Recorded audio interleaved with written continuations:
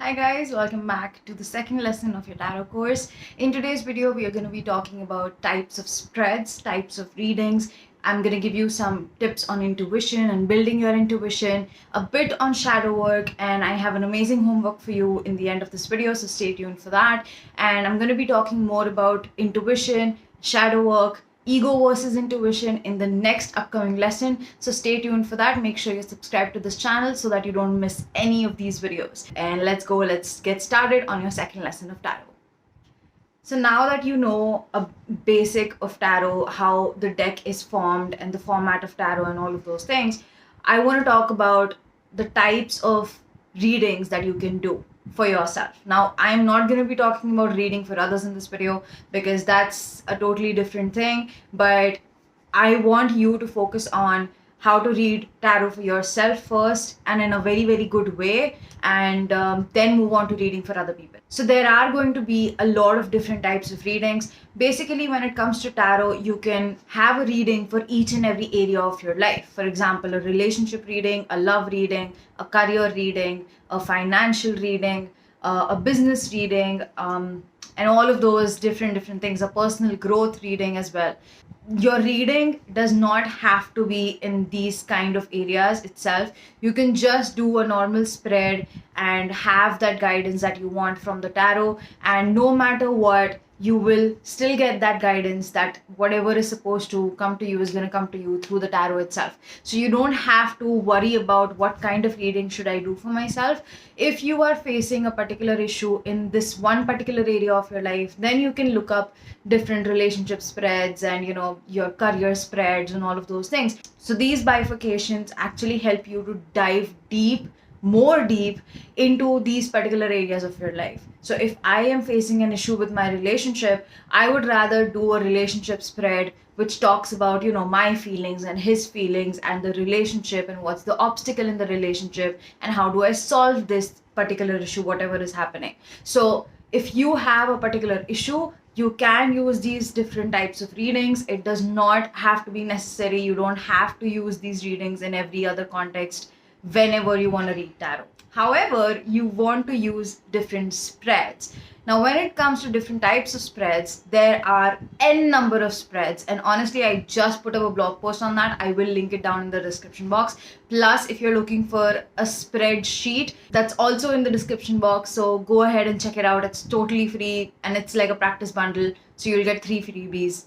Okay, so just get it right now because it's gonna help you a lot. So when it comes to different kinds of spreads, you do want to take up a spread. Now, spreads could be anything and everything that you want. You can create your own. You can just refer to anything you find on the internet, or you can use the spreadsheets in the description box below.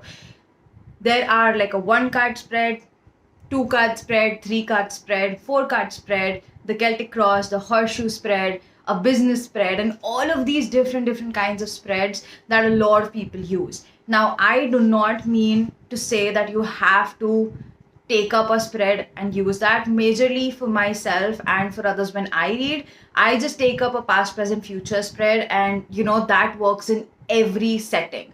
Now, the past, present, future is a spread itself. That is a 3-card spread because you're going to pull out 3 different cards. Let me show you how it works. So a normal 3-card spread like the past, present, future is just going to be, you're just going to pull out 3 cards. It could be any 3 cards, or you can tell, if you're reading for someone else, you're going to tell them to pull it out. You're doing it for yourself. Mind you, keep a journal, a tarot journal with yourself at all times because this one is going to be really reflective. Now, this is a 3-card spread. When I'm talking about spreads, I mean that that's the number of cards you're actually going to pull out. If it's a 2-card spread, you're just going to pull out 2 cards. If it's a 1-card spread, you're just going to do a 1-card spread. In this particular spread, this past, present, future spread, this is assigning like this 1 card. This first card is the past, this is the present, and this is the future. So similar goes with if I want to do a do or don't kind of a spread, which is a 2-card spread. I'm going to pull out 2 cards. This is my do and this is my don't. So it's just going to be these 2 cards. Now, this is past, present, and future. This is 4 of Pentacles, which is our past. This is Knight of Cups. This is our present.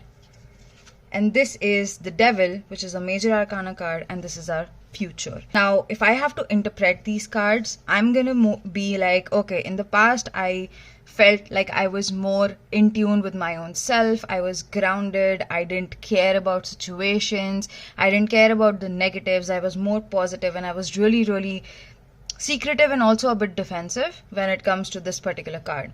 That was my past. But in the present, I feel that maybe there is, as the picture depicts, by the way, maybe there is somebody new in my life, or maybe there is somebody that is gonna come in my life, or I feel more in tune with my, I feel more, I feel more self-loving towards myself, and I just feel that, I have to give myself that quality time that I want from other people. I think I should give that to myself. This is my present.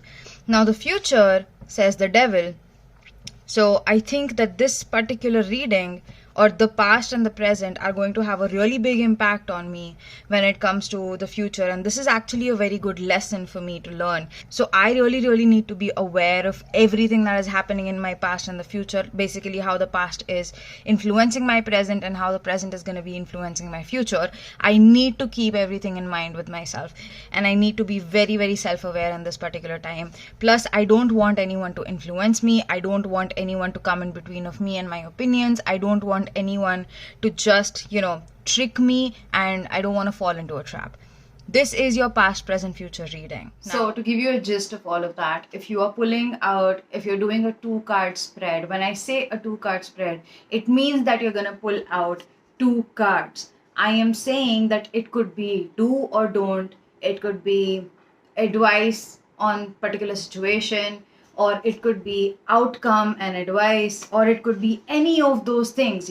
You will, as I said, you will find a spreadsheet in the description box and also a blog post. Go check it out. You'll get a bit more clarity on what I'm talking about here, because I get it. It can be really, really confusing for people when I talk about spreads and type of reading, because they get really, really confused. And okay, I am doing a reading and I'm pulling out a spread, or I'm doing a 2-card reading. So is that a reading or is that a spread? If you're doing a 2-card reading, that is a spread. But in general, what kind of reading are you doing?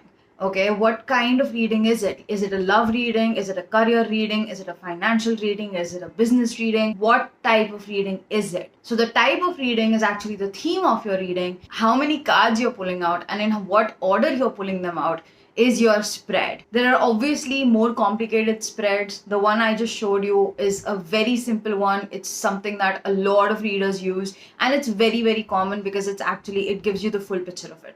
Okay. Plus, if you are done with the 3-card reading, like I said, like past, present, future, but I'm not satisfied with the future, or I'm not satisfied with the reading, I can pull out clarification cards. But at the same time, don't pull out too many clarification cards, because it's just going to confuse you even more. Now, there might be times where you feel that you're reading for something and you just don't get the answer. You're just, okay, this doesn't make sense at all. I'm going to reshuffle my cards and I'm going to do it once again. Honestly, you can do it once again. That's not a problem. But if you keep on doing it over and over again, how people go to different tarot readers for the same particular question, what happens? Number one, there's only confusion in that particular scenario. If you keep on pulling cards for getting a clarification on something, you are only going to get confused, because sometimes it takes time to get that message to you. It might not be right in that moment when you're reading tarot that you will actually get the message. You will get your answer. It might not be like that. Wait for a couple of days, wait for a couple of hours if you're that impatient, but wait for that answer to come to you. It will come to you. You don't have to worry about it. As I said, there are more complicated spreads like Celtic Cross and Horseshoe and all of those things. You can go ahead and do it. My suggestion would be that try it once or twice. You don't have to do it all the time for yourself or for anyone else as well. Don't do it all the time, because it's really, really complicated, and it messes everything up, because it kind of it takes time to actually have a track of all of the cards that is in the Celtic Cross. Celtic Cross is 8 to 9, 10, 11 cards or something like that. I don't do it often. I've just done it once or twice in so many years. I don't prefer it because it's really a very big reading and I don't want to get into that. You can get your answer in one card and you can also get your answer in 12 cards. So you don't have to worry about it. Let's talk about intuition for a while. I want to talk about intuition because I think that tarot is obviously a game of intuition. It's not just dependent on the guidebook. Now, the reason why I'm telling you to not rely on the guidebook since day one is because I don't think that relying on the guidebook is a fruitful thing in the long run. You can, however, if you're starting off with tarot, you can, look in the guidebook, have a peek here and there. It's fine, it's not a problem. But every time you sit and do tarot and every time you're just pulling out the guidebook, it makes no sense, okay? Especially when it comes to oracle cards, you need the guidebook because every oracle card is different. But when it comes to tarot, I would suggest you have to fine tune your intuition when it comes to tarot, and I have an exercise for you on that. But this can also be considered a mini homework, but the real homework is going to come in the end of this video, so stay tuned. What you're going to do is you're going to shuffle your cards like normal, however you do it. I shuffle them this way, okay? I love the way I shuffle my cards, and you can like shuffle them in piles and you can do all of those things as well, however you shuffle them. Shuffle your cards and pull out one card. Do not look at the card. Do not peek into it. Do not look into it. Just keep it face down in front of you. Take out your journal, take out your tarot journal, and write how you feel in that moment. And write any kind of keywords that come up in your mind, any kind of judgment that comes up. Write all of those down and then flip your card. Once you're done, flip your card and then see if whatever you've written is the same as what is in the card. Now, this is a really good trick of, trying to understand what the card means without looking at the card. And this is also all totally based on your intuition. So this will actually help you in understanding how intuition works in the first place. But I do have some tips for you on actually fine pointing your intuition. And number one I have is meditation. Now, meditation in general, you can do any kind of meditation. Now, you have to just kind of let that noise in your head go away and you have to focus on your intuition. That's what it is. Intuition is basically just your first judgment or your first impression on something or the first thought that pops in your head.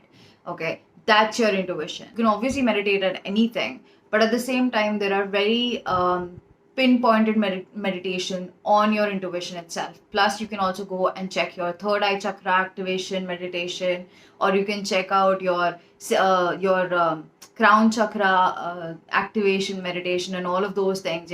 You can go ahead and check it out. You'll find a lot on YouTube and on Spotify as well. The second tip I have for you on building your intuition is to become more self-aware. Ask yourself questions like how and why. If you're reacting in a particular way and you are aware that you're reacting in that particular way, ask yourself, why did I react that way? How did that be influenced? Like, how is my past influencing my present situation and why am I reacting that way and all of those things? You have to ask yourself how and why because it's very, very crucial to become self-aware when you are learning tarot. It's not a guidebook game, it is your intuition game. So build your intuition. As I said, I have a lot of videos on it. I will link it up here and in the description box, so make sure you check it out. Now, talking about the Fool's Journey. As I said in the last video, I'll be talking about it in this video. Here it is. Now, the Fool's Journey is it's basically a metaphor for how we journey through life or how our journey is when we go through life. The Fool actually just represents, being open-minded and free. It's a card of new beginnings. So this actually begins the journey and then you move into Magician and High Priestess and all of those different cards. And this actually shows all of these 22 cards that we have. It shows how a person actually has to go through all of these stages in their life to actually become whole and realize their worth and do something good for other people. So this is what the Fool's Journey means, and your major arcana is totally dependent on the Fool's Journey. It can be really eye-opening when a major arcana cards comes up in your reading because at one point major arcana, as the name suggests, depicts major life issues or major life changes. It's not just a card. It's basically telling you that, okay, you have like a lot of things going on.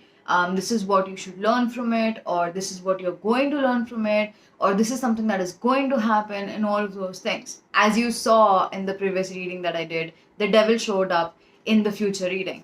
Now, what that overall basically means is that, okay, there might be some people who might try to pull me down. There is something really big going to happen where I might be very scared, and I might not feel like doing it because of that fear, but I have to pull through it. So that is what that particular card in that past, present, future reading meant. But at the same time, I just made it easier for you. So yeah, the Fool's Journey is this in the major arcana, and don't forget it, but don't even ponder upon it too much, because it's not a big deal.